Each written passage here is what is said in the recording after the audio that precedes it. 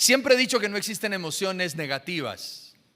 O sea, en mi carrera psicológica y en mi carrera como pastor, como consejero, teólogo, en los libros que leo, en los estudios que hago, llego a esa conclusión.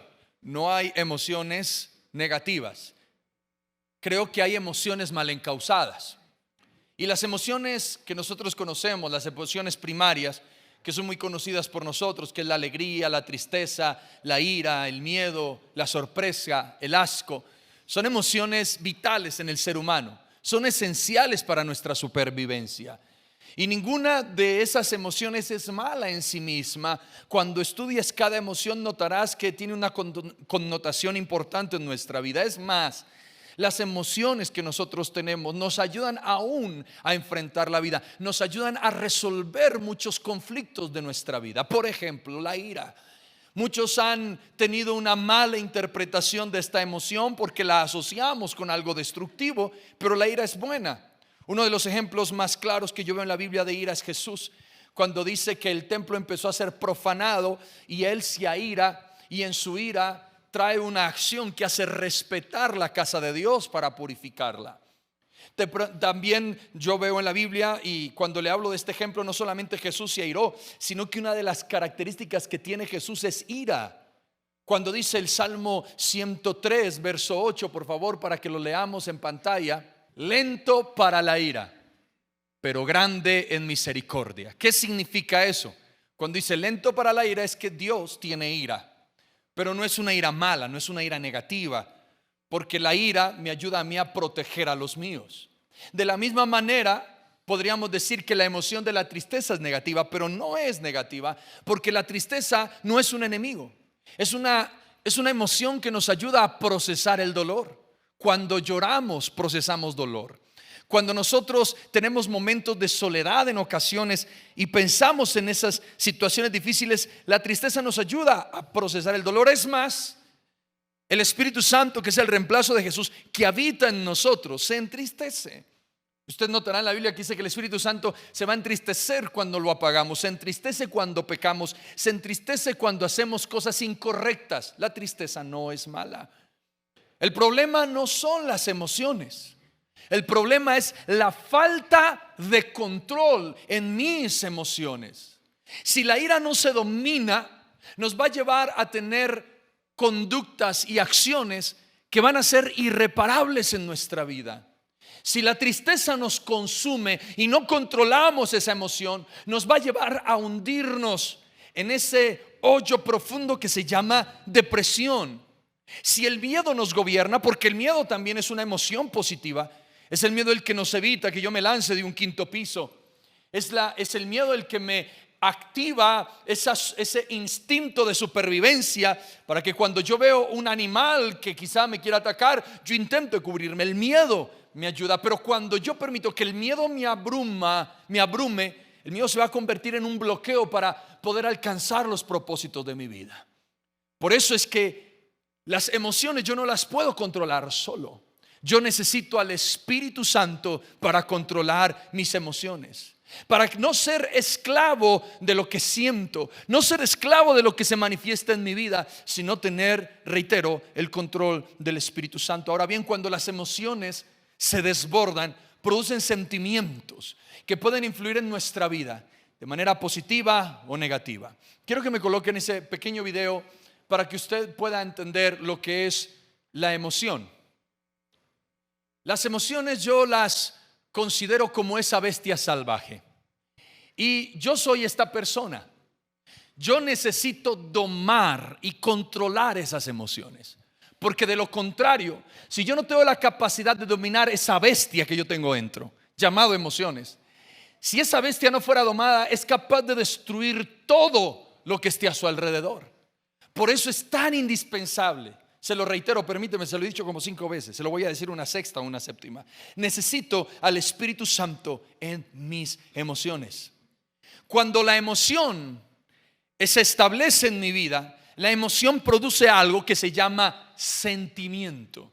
El sentimiento es muy diferente a la emoción. La emoción es algo que no puedes evitar, que surge, que se manifiesta en tu vida. Pero el sentimiento es lo que te lleva a ti a dominar. Muy probablemente un sentimiento te domine toda tu vida. Supongamos, una mezcla de emociones mal encausadas te puede llevar a un sentimiento de odio. Y cuando tú tienes el sentimiento del odio, ese odio te puede gobernar la vida. Estás comiendo una buena comida, pero el odio te esclaviza para no disfrutarla. Cuando el sentimiento está en ti, un sentimiento quizá de envidia, como lo vamos a ver ahora, o de otra cosa, tú estás con tu familia disfrutando de un buen paseo, pero ese sentimiento, como ha sido reincidente y te empieza a gobernar la mente y el corazón, no te hace disfrutar a tu familia. Hay sentimientos positivos y negativos. Ese sentimiento de amor, cuando tú te enamoras, ese sentimiento te lleva a ti a que todo lo que te rodea en la vida está basado en la persona que amas. Hay sentimientos que pueden ser buenos en nuestra vida o malos, que pueden darnos satisfacción o insatisfacción. Sentimientos que pueden llevarnos al resentimiento y al caos interno, o sentimientos que nos pueden llevar a una vida de plenitud. La Biblia nos advierte frente a esos sentimientos, uno en particular, y es la envidia. La envidia es un sentimiento que emerge de emociones mal encausadas combinadas, como la ira, la tristeza y el miedo. Es como una mezcla química que produce una reacción brutal en nuestra vida, y es la envidia. Es más, la Biblia refiere la envidia como un acto, como una manifestación demoníaca. Mire lo que dice Primera de Juan capítulo 3 verso 12. No debemos ser como Caín, quien pertenecía al maligno y mató a su hermano. ¿Y por qué lo mató? Porque Caín hacía lo malo y su hermano lo recto. La misma Biblia dice: no sean como Caín. Es una manifestación diabólica, pero además de ser diabólica, es una manifestación y es un sentimiento carnal que nos puede arrastrar literalmente al infierno. Gálatas 5:21 lo dice: envidia. Mire cómo empieza la lista. Y en primer lugar coloca la envidia. Envidia, borracheras, fiestas desenfrenadas y otros pecados parecidos. Cualquiera que lleve esa clase de vida no heredará el reino de Dios. Y si hay un relato en la Biblia que ilustra el poder destructivo de la envidia, es la historia de Saúl y de David. Lo que comenzó con una simple emoción de inseguridad en el rey Saúl se convirtió en el sentimiento más corrosivo de su vida, al punto de llevarlo a la locura, al odio y finalmente a su propia ruina, no solo la de él, sino la de toda su casa. Veamos cómo la envidia se puede apoderar de un corazón y alejarlo literalmente del propósito de Dios. En primer lugar, quiero hablarle de esos sentimientos carnales que emergen en nuestra vida. Lea conmigo, por favor, primer libro de Samuel, capítulo 18, verso 8. Cuando el ejército de Israel regresaba triunfante después de que David mató al filisteo, mujeres de todas las ciudades de Israel salieron para recibir al rey Saúl. Cantaron y danzaron de alegría con panderetas y címbalos. Este era su canto: Saúl mató a sus 1000 y David a sus 10,000. Esto hizo que Saúl se enojara mucho. ¿Qué es esto?, dijo. ¿Le dan crédito a David por 10,000 y a mí solamente por 1000? Solo falta que lo hagan su rey. Desde ese momento Saúl miró con recelo a David. Saúl estaba feliz. Yo no veo a un Saúl celoso ni a un Saúl incómodo cuando mata a David, cuando David mata al gigante. No lo veo celoso. Es más, Saúl confía en un niño de 15 años para que se enfrente al gigante más grande de los filisteos y que han visto en su historia. David se levanta, mata al gigante. Saúl celebra y se da cuenta y dice: por fin encontré un guerrero competente en todo mi ejército. Tanto es así que lo manda a llamar y le dice: hijo, ¿de quién eres hijo? Le dice: tu servidor es hijo de Isaí. Así que Saúl le dice: ¿sabes qué? De ahora en adelante no volverás a tu casa. Te unirás conmigo, vivirás en el palacio.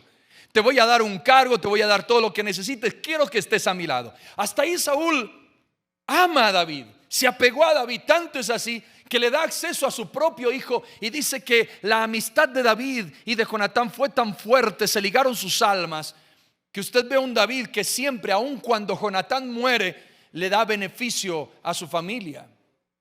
Estaba todo bien.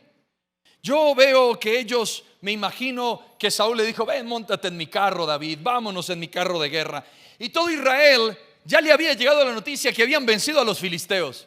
Y yo imagino que ellos iban en sus carros cabalgando para llegar y que las puertas de la ciudad se abrieran y estuviera un desfile increíble, un pasillo increíble formado por personas que ovacionaban, que gritaban, que cantaban, que decían: viva el rey Saúl, decían: qué buen rey nos ha tocado. Yo imagino la gente, y ahí estaba Saúl muy orgulloso de decir: vencimos al pueblo que tanto daño nos ha hecho, ahora ellos son nuestros esclavos, los despojamos de todo lo que ellos tenían, tenemos su botín. Pero no se imaginan, fiché un hombre que ustedes ni se les ocurriría que podría ser un gran guerrero. Todo estaba bien hasta ese momento, pero sucedió algo después de las sonrisas, de las venias, del lanzamiento de las flores y todo. Y es que de manera sorprendente y súbita, el estado del ánimo de Saúl cambió a causa de las palabras pronunciadas por un canto. Una de las cosas que menciona el texto es que eso le desagradó a Saúl. O sea, todo iba bien. Y dice que mujeres de todas las ciudades, ni siquiera era toda la nación la que cantó. No es como cuando tú vas a un estadio y está lleno y repleto en un mundial quizá, y ovacionan el nombre de un futbolista. No, aquí eran las mujeres de varias ciudades. Unas mujeres que llegaron con panderetas, que llegaron con sus vestidos de danza y empezaron a bailar en medio de todo el lugar y a decir: Saúl mató a 1000, David a sus 10,000. Saúl estaba feliz de tener a David cuando escucha ese canto. Su estado de ánimo bajó. Y dice la Biblia que le desagradó mucho. Eso me lleva a mí a entender algo, y es: ten mucho cuidado con lo que escuchas. Usted me está atendiendo en esta mañana. Ten mucho cuidado con lo que escuchas. Hay comentarios, hay críticas, hay conversaciones aún que te van a desagradar. Hay críticas y conversaciones que te van a disgustar. A Saúl le disgustó el canto de las mujeres. Pero cuando tú has crecido espiritualmente, cuando tú tienes madurez espiritual, esos comentarios a ti no te van a desestabilizar. Cuando yo he madurado en mi vida espiritual, cuando el Espíritu Santo está en mí, a mí no me desestabiliza el comentario de cualquier persona ni de cualquier desconocido. Entienda lo siguiente, y es: si soy espiritual, no me va a afectar la crítica. Si soy espiritual, no me va a afectar la difamación. Si soy espiritual, no me van a afectar las burlas de los demás. Porque entre más carnales somos, más susceptibles nos volvemos a los comentarios de otros. Entre más carnales somos, más nos ofendemos por lo que otra persona nos pueda decir. Por eso, si Saúl hubiera sido espiritual cuando escuchó el canto de unas cuantas mujeres que ponían a David por encima de él, si él fuera espiritual, no se hubiera afectado, porque entendía su posición y su valor. No era cualquier persona, era un rey. Así que pueden decirle lo que sea a David, pero yo conozco mi posición y sé quién me colocó en este lugar. Cuando ya usted y yo no caminamos con la presencia de Dios, dejamos de apreciar el valor que el cielo nos da para valorar el valor que un desconocido nos brinda. Dejamos de apreciar el valor que Dios nos da y que nos define propósito por la humillación que una persona nos suelta a nosotros. Y cuando tú eliges escuchar el valor de otros en vez del de Dios, tu vida pierde propósito. Porque si hay algo que yo puedo ver, es la gente que camina sin propósito, es la gente que dejó de escuchar la voz de Dios que le da valor. La voz de Dios me da un camino que no me hace perder. La voz del hombre me pone en laberintos. Entonces un día el fulano dijo esto y voy por ese lado. El otro día sultano dijo esto y voy por este otro lado. Y te mantienes en una perdición, estancado en el transcurrir de tu vida. No puedes tener un ánimo intermitente. No puedes cambiar de frecuencia.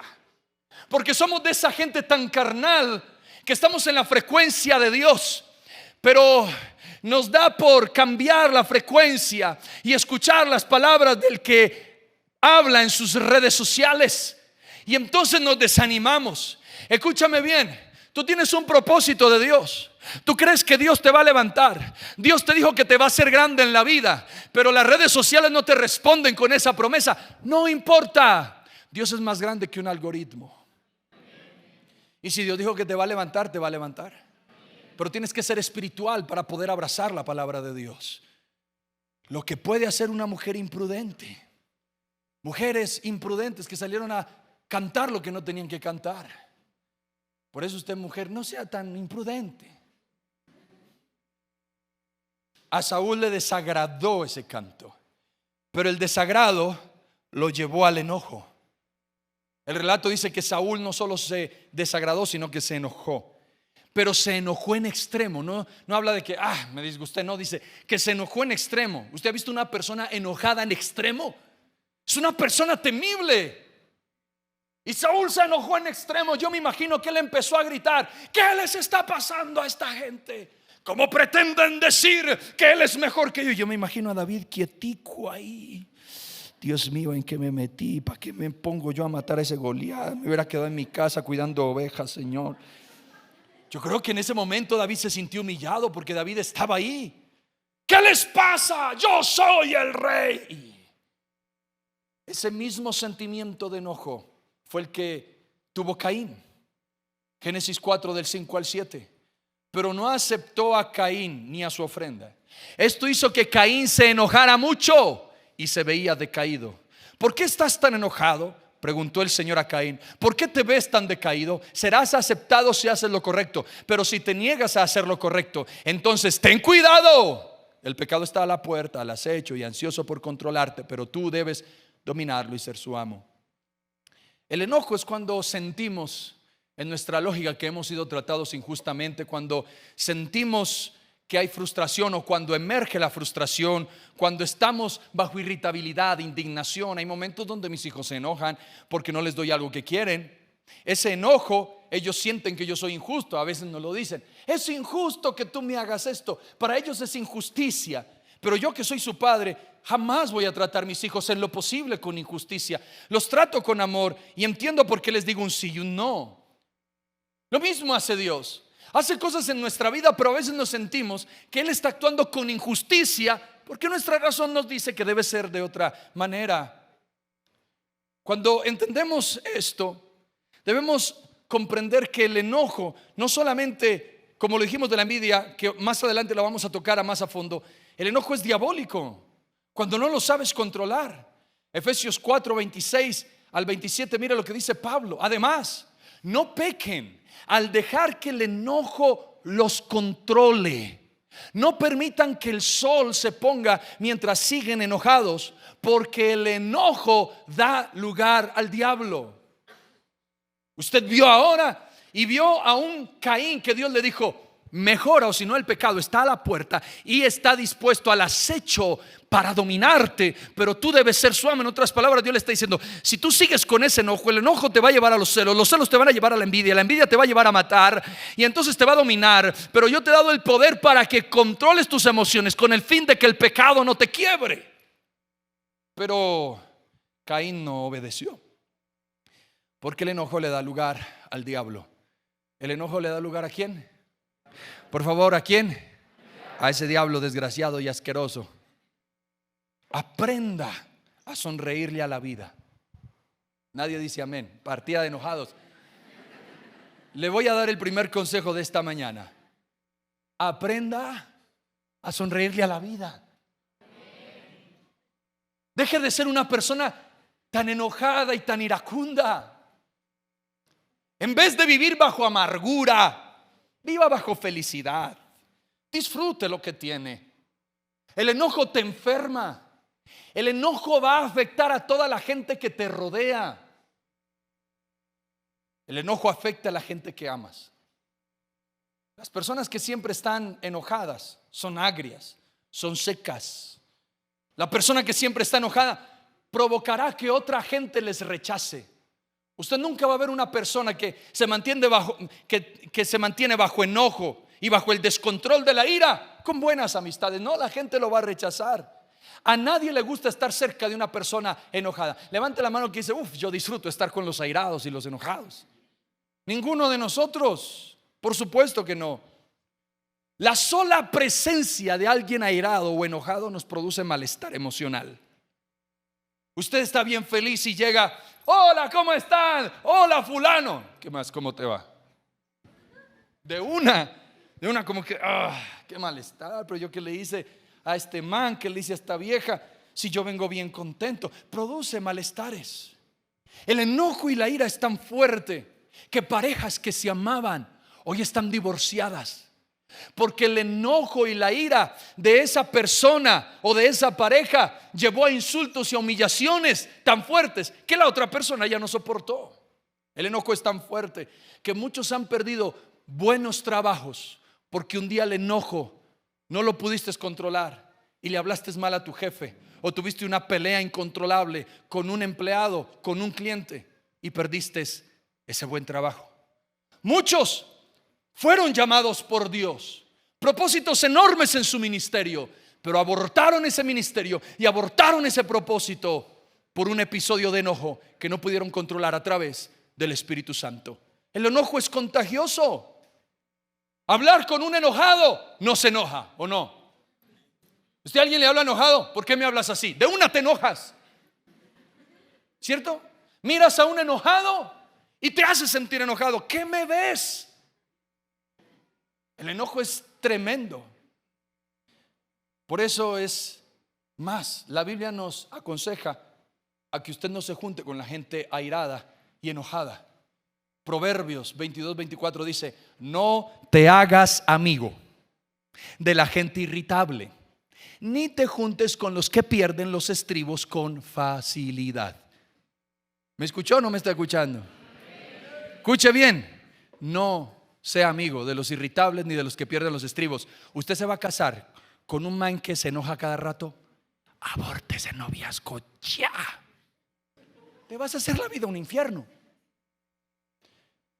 Mujer soltera, no te cases con los que pierden los estribos fácilmente, porque si tú lo ves que pierde los estribos fácilmente en un noviazgo, que pierde los estribos fácilmente con su papá, con su mamá, que pierde los estribos fácilmente con la gente de la calle, que no tolera cualquier cosa porque está pitando, insultando, ¡pilas! Porque cuando te cases te va a aplastar con palabras y probablemente con golpes. Hombre que estás aquí, pilas con esas mujeres cantaletosas y mal geniadas, porque te va a hacer también la vida un infierno.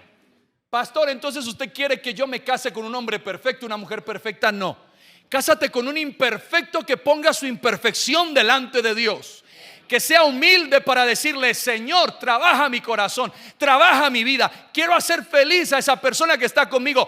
Padres, controlen su enojo con sus pequeñitos, porque si usted moldea a sus hijos con gritos, ellos se levantarán en la vida pensando que la vida se soluciona gritándole a los demás. Padres, cuando ustedes corrijan a sus hijos, corríjanlos con amor, porque de lo contrario se levantarán pensando que todo se soluciona con peleas. Qué tremendo es el enojo, qué tremendo es la ira. No te hagas amigo, y si no me puedo hacer amigo, tampoco me voy a hacer novio ni novia de nadie de esta gente.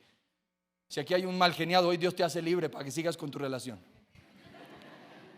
Pero cuando en vez de vivir bajo alegría, en vez de vivir bajo enojo, vives bajo alegría, ¿sabes en qué te conviertes? En una fuente de bendición. La gente va a estar contenta de estar a tu lado, de que eres alegre. No, juntémonos con este que es bien alegre, con este que nos hace reír, con esta persona que nos cambia el día. Vas a tener gente cerca de ti que te ama, que te bendice. Así que cambie el enojo por la alegría. ¿Amén o no? Amén. Levante su mano y dígale: Señor, cambia mi enojo y mira por la alegría de tu espíritu. Mire qué tan tremendo es esto. Entonces Saúl se desagradó por un canto. Ese canto lo llevó al enojo y el enojo lo llevó a los celos. Saúl permitió que un canto de unas mujeres desconocidas le desestabilizaran la vida. Tuvo desagrado y se enojó y tuvo celos, porque en el texto dice: solo falta que lo hagan rey. Pero no lo dijo así, lo dijo con ira: solo falta que lo hagan rey. Yo creo que hubo un silencio en todo el ejército. El ambiente se tensionó, la bienvenida se tensionó, todo se tensionó, porque es que los celos presiden la envidia. Y el sentimiento de los celos enfermos, alimentan la inseguridad, alimentan el temor, alimentan el resentimiento. Saúl, al estar ausente de Dios, Saúl, al no tener el Espíritu Santo, celó su posición como rey. Tuvo miedo de perder lo que tenía. Recuerde que cuando yo camino bajo carnalidad, siempre voy a celar la posición que Dios me ha dado. Cuando yo camino bajo carnalidad, voy a celar la posición de esposo. Cuando yo camino bajo carnalidad, voy a celar mi posición como esposa. Cuando yo camino bajo carnalidad, celo mi posición como hijo y celo mi posición como padre o madre. Pero cuando yo vivo bajo el Espíritu de Dios, entiendo que si Dios me dio una posición, Dios me la cuida. ¿Me entendió o no me entendió? Si Dios te dio una posición en ese trabajo, Dios te cuida esa posición. Así se levante el que sea a criticarte, a hacerte la vida imposible, Dios te va a cuidar esa posición. Así se levante la mujer más despampanante de este mundo a quererle coquetear a ese esposo feísimo con el que te casaste, Dios te va a cuidar ese hombre con belleza exótica. Porque tú no vas a cuidar ninguna posición, Dios te cuida la posición. Por favor, lea conmigo esta frase: el celoso ve competencia donde no la hay y se imagina lo que no existe. El celoso se hace enemigo de lo que considera una amenaza. Y así como los celos destruyeron la vida de Saúl, los celos también pueden destruir mis relaciones personales. Si no controlamos ese sentimiento, nos va a dañar la vida. Es de saber que los celos, sobre todo, se lo reitero, son muy comunes en una pareja, sobre todo en las parejas. Y si tú no haces algo para gestionar esos celos, convertirás tu matrimonio, tu hogar, tu familia en un infierno. Harás la vida de tu pareja un infierno. Porque los celos en una pareja son simplemente el deseo de un control enfermo y demente, que se manifiesta también con persecución constante. Entonces, ¿cómo son los celos? ¿Cómo son los celos en una pareja? Le llamas cada 5 minutos y le pides razón de dónde está. ¿Dónde estás? Quiero hacerte una videollamada. Yo no creo que estés jugando fútbol con tus amigos. A ver, haceme la videollamada. Mi amor, no tengo señal. Ya ves, mentiroso. ¿Con quién estarás? Le controlas el tiempo de salida y de llegada. Llega a las 7 de la noche, pero ese día llegó a las 7:05. ¿Qué te quedaste haciendo esos 5 minutos tarde que no llegaste? Claro, yo siempre he dicho, andando en tus vagabunderías. Celos. Le controla las amistades. El pobre man queriendo ir y estar con sus amigos, no lo dejas. La chica que Dios te dio tan bonita de esposa, quiere estar con sus amigas, tomarse un café. Cuando yo he visto esto, cuando una mujer casada dice que se va con sus amigos a tomar café, es que ya está vieja. Yo ya estoy viejo porque yo me voy a tomar café. Entonces, ¿con quién te irás? Con esas viejas fáciles con las que te juntas. Celos. Le revisas el teléfono a cada rato. Y eso, revisándole WhatsApp, revisándole Facebook, revisándole Instagram, a ver qué encuentra. Tienes en la cabeza una locura que ni siquiera existe. Le caes de sorpresa al trabajo, a ver si de pronto le sorprendes con alguien más. Y cuando notas, está bien juicioso, bien juiciosa, trabajando. Te haces películas que no existen, te atormentas con lo que no es real. En medio de los celos empiezas a decir palabras ofensivas. ¿Con quién te estuviste revolcando? ¿Cierto? ¿Por qué entonces, si te gusta estar tanto con esa o con ese, por qué no te vas con él y armas un hogar entonces? ¿Qué pasó?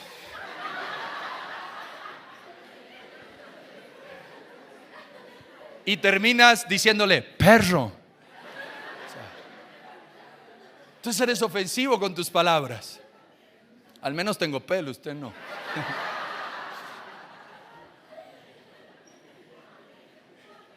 El problema con los celos es que no nacen del amor. El problema de los celos es que nacen del miedo, de la inseguridad y de la desconfianza.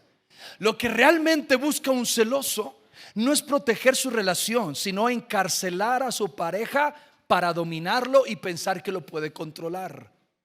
Lo somete a un control enfermizo para asfixiarle el amor, desgastar la relación, y cuando menos piensa, se quebró la relación.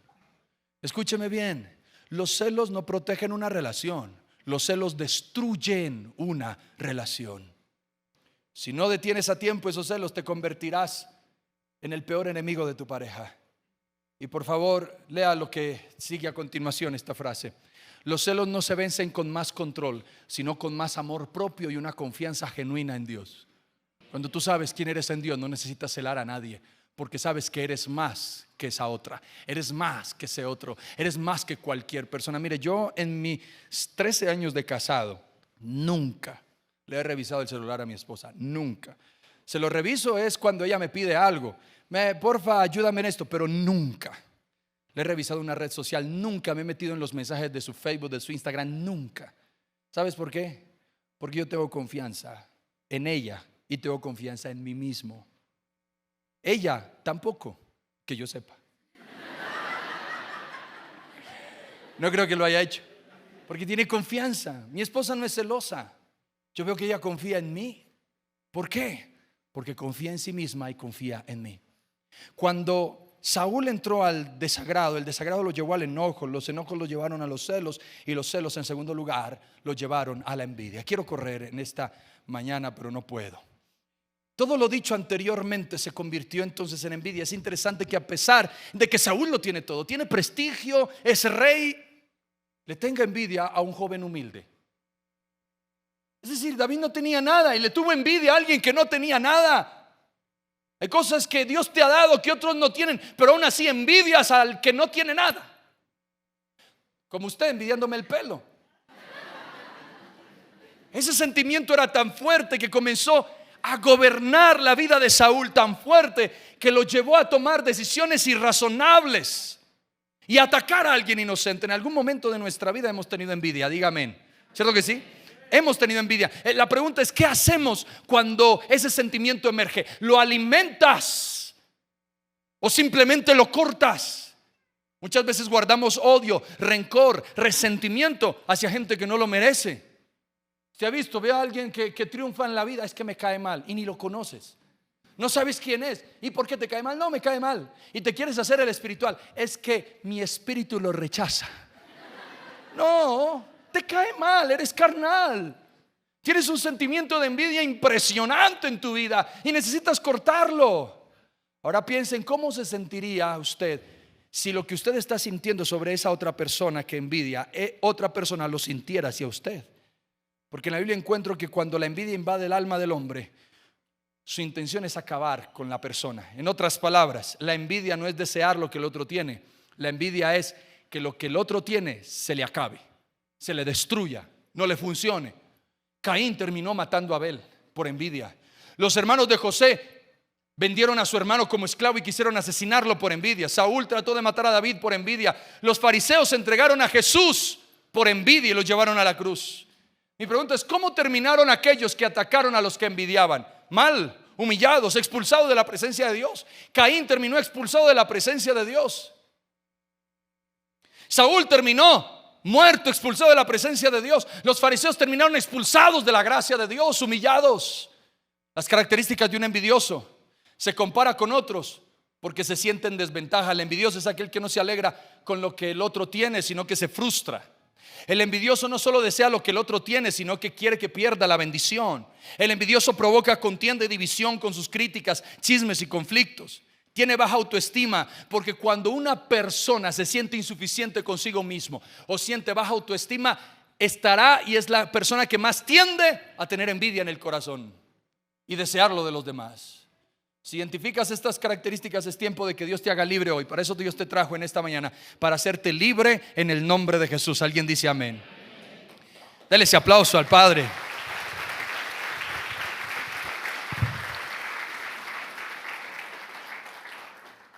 Saúl no confrontó su envidia, se sumergió en la envidia. No entregó a Dios ese monstruo que le estaba comiendo la vida y lo llevó a una espiral de perdición. Ten cuidado con el pecado de tu corazón. Ten cuidado con el pecado de tu corazón. Ten cuidado con los sentimientos que tienes. Ten cuidado con lo que emerge en tu vida. Ten cuidado, ten cuidado.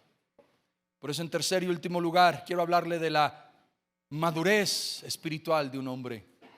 Tarde o temprano, la gente que está sin la presencia de Dios se encontrará persiguiendo a la gente que sí tiene la presencia de Dios. Se lo digo una vez más, tarde o temprano, la gente que está sin Dios se encontrará persiguiendo a la gente que tiene a Dios. Por lo tanto, cuando tú te sientas perseguido, criticado, cuando sientas que te afligen con palabras, cuando sientas que de alguna manera te humillan y se burlan de ti, no te preocupes. Es que una persona no ungida está atacando a un ungido. Es que una persona sin la presencia de Dios está atacando a alguien que tiene la presencia de Dios. Nunca la crítica, la humillación y la persecución se producirán por una persona que tiene la presencia de Dios. Siempre se hará por una persona ausente del poder y la presencia de Dios. Te alégrese, que lo denigren, que lo difamen. Al fin el envidioso lo que hace es promocionarte, porque Dios es el que te protege, ¿o no? Saúl comenzó con un disgusto en su corazón y ahora se encuentra persiguiendo a David para matarlo sin causa alguna, y todo por un canto de algunas mujeres. Fue tan fuerte este sentimiento que provocó una puerta abierta para los demonios, porque la envidia produce puerta abierta a los demonios. Mire lo que dice primer libro de Samuel 18:10. Al día siguiente, un espíritu atormentador de parte de Dios abrumó a Saúl y comenzó a desvariar como un loco en su casa. ¿Al día siguiente de qué? Al día siguiente de haberse desagradado, enojado, tener celos y envidiar a David. Al siguiente día, es decir, le abrió la puerta literalmente a los demonios. Y al siguiente día, un espíritu atormentador abrumó a Saúl. Entienda eso. Saúl fue abrumado por un espíritu inmundo a causa de haber abierto la puerta a lo que no era correcto. ¿A qué me voy con esto? Que el hombre en el que habitaba el Espíritu de Dios ahora es un hombre en el que habita los demonios. Los que están con Dios y Dios con ellos, no hay demonio que pueda poseerlo. ¿Me escuchó o no? Yo le estoy dando verdades profundas en esta mañana. Los que están con Dios y Dios está con ellos, ningún demonio puede tocarlos ni poseerlos, porque donde vive el Espíritu Santo no pueden haber demonios. Cuando tu vida está llena del Espíritu Santo, el diablo no va a tener cabida en ti. Ningún demonio va a tener cabida en ti. Pero los que juegan con el pecado, yo qué culpa tengo, esta melenota. Los que juegan con el pecado, los que juegan con los demonios, los que juegan con esas cositas que parecen inofensivas, pero que desagradan a Dios, tienden a tener una puerta abierta con un vacío enorme para que los demonios le posean. Mire, cuando tú juegas con el pecado y los demonios, tú te expones a una carnalidad profunda, donde haces que el Espíritu Santo se vacíe de ti. Y escúcheme, todo vacío que no llena a Dios lo llena Satanás. No pretendas mencionar la sangre de Jesucristo cuando la pisoteas con tus acciones. No pretendas usar el nombre de Jesús cuando tus acciones escupen su nombre. Estoy hablando fuerte. No pretendas que los demonios van a salir de tu casa cuando has convertido tu casa en una cueva de demonios, de pecados y de conductas equívocas que ofenden a Dios. Cuanto más, le repito una vez más, cuanto más lugar le des a la carne, más vacío estarás de Dios y más cancha le darás al diablo para que posea tu vida. Escuche bien, cuando yo soy espiritual y cuando el Espíritu Santo vive en mí, nada de lo que el diablo tiene me puede dominar. ¿Está de acuerdo conmigo o no? No me va a dominar la depresión, no me va a dominar la angustia, no me va a dominar las melancolías, no me va a dominar nada de lo que el mundo tiene, porque estoy lleno de Dios. Me puede atacar, me puede afectar, pero la misma presencia de Dios batallará contra esa obra diabólica que quiere entrar a mi vida. Y cuando yo estoy lleno del Espíritu Santo, quien abre la puerta de mi vida no soy yo, es la misma presencia de Él que le dice a los demonios: a la orden que necesitan. Y los demonios saldrán huyendo, como cuando los niños timbran en las casas ajenas. En el nombre de Jesús, tu vida va a ser llena de la presencia de Dios en esta mañana. En el nombre de Jesús.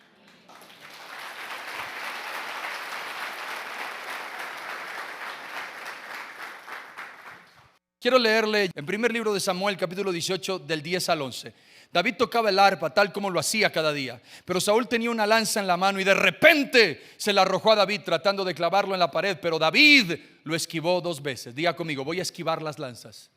Vamos, dilo: voy a esquivar las lanzas. David era un hombre tan lleno de Dios que a pesar de que Saúl lo humilló, a pesar de que Saúl lo celó, a pesar de que Saúl lo envidió, se mantuvo en su posición humilde, sirviendo a quien lo envidiaba. Porque lea esta frase, por favor. A veces ante las injusticias y las críticas, la mejor respuesta que podemos tener es esperar en Dios. Sea humilde. Cuando camino lleno de la presencia de Dios, me volveré experto no en atacar las lanzas, sino en esquivar las lanzas.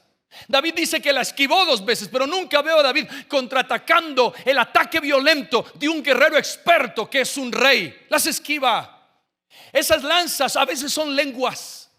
Lanzas que vienen y te difaman, te humillan, te dan indiferencia, te empiezan a decir un poco de cosas que te llevan al desprecio. Pero cuando tú tienes identidad en Dios, haces lo que hizo David.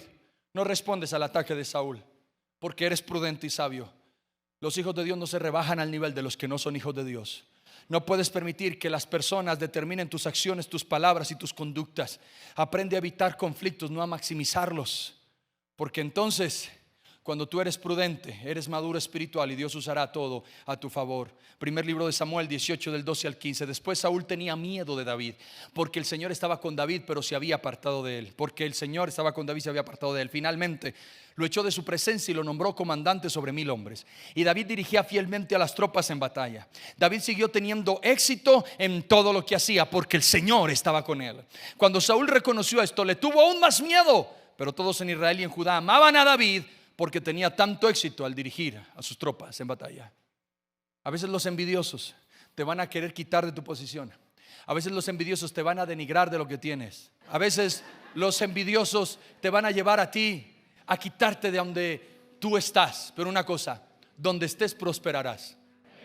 Donde estés prosperarás. David estaba en un cargo poderoso, pero la envidia de Saúl era tanto que lo desecha de su presencia y lo coloca en otro cargo. En ese cargo David prosperó y lo hizo de la mejor manera. Porque cuando tú tienes la presencia de Dios, a ti te meten en un hueco y ese hueco florece. Cuando tú estás con la presencia de Dios, a ti te bajan del cargo donde tenías, pero donde estás floreces y vas a ganar más. Con la presencia de Dios tienes más. No importa quién te quiera hacer la guerra, quién te quiera maldecir, quién te quiera atacar. Con la presencia de Dios tiene éxito y ningún enemigo podrá prevalecer contra ti en el nombre de Jesús. David, al final, en medio de toda esta persecución, no movió ni un solo dedo para defenderse. Ni uno. Saúl se fatigó, se cansó, sudó, peleó convocó a todo el ejército de la nación para perseguir a David, y aún así David tuvo a Saúl en sus manos por 3 veces sin mover un solo dedo, y aún así no le hizo nada, porque él dijo: no será mi mano, será la mano de Dios. Que me promueva no será mi fuerza, será la fuerza de Dios. ¿Sabes cómo terminó de Saúl? Enterrándose una espada en medio de una batalla. Todo ese esfuerzo, obsesionado por querer matar a un inocente, terminó en un suicidio. Y David, que no movió ni un solo dedo, ¿sabes cómo terminó? Siendo el rey más grande que ha existido en la historia, porque se cumple la palabra de Romanos 9:16. Así que no depende del que quiere ni del que corre, sino de Dios, quien tiene misericordia. Amén.